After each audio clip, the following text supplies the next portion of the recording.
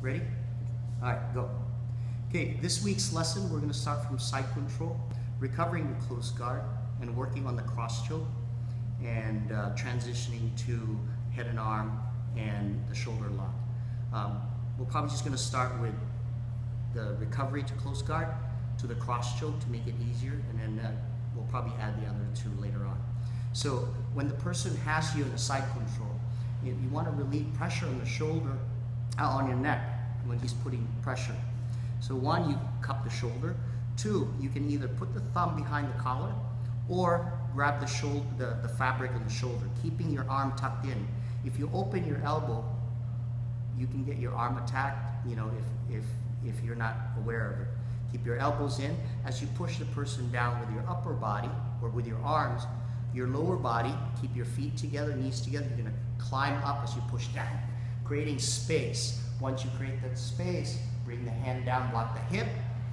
Okay, if you can cross face. If not, you can stay on the shoulder. You're going to move your hip out a little bit. You start to bridge. As you bridge, your hip out as much as you can. Swing, shin across, knee to the shoulder, block the bicep.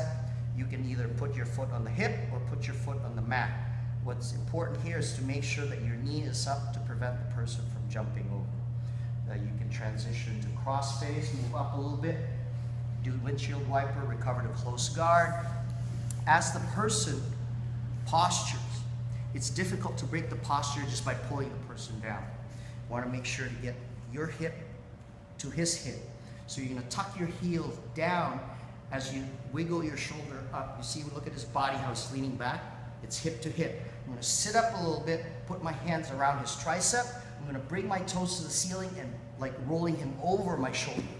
Once you break the posture, put the hand on the back of the neck, grab the collar, he starts to posture again. Now you can feed, you go 2 and 1. Block the bicep, right foot down, blocking the body, hip escape. Now from here, you're going to throw a right hook and use your knee to get him off balance. Now he's on his side. Your knee closer to shoulder, your shoulder close to his shoulder.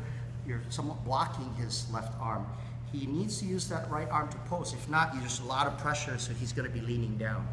Now, to do the choke, make sure that your wrist is straight, not bent. The second hand, you're going to do a little karate chop on the side of the neck. You're going to bring your elbows in to pry the neck open. Now, as you pull him with your legs, you're going to bring your elbow to the side of your body, and you're going to bow down and open your chest to apply the choke. So the forehead comes down to the top of the head, at the top of the hand. Now from this position, the next thing he's going to do is try to defend. So he manages to bring that right arm over, right, to block. You can't choke him. So here, you're going to drag that arm across, sit up, right? You can bring your arm, make sure his knee is towards his right knee. Bring your arm around his neck, and you're going to try to attempt to do a head and arm. Not everyone will tap from this position.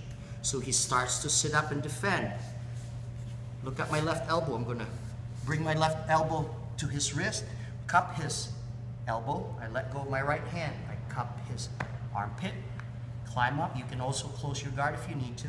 As I hip forward, I'm going to bring his wrist towards my back. And that is technically. All right, thank you very much.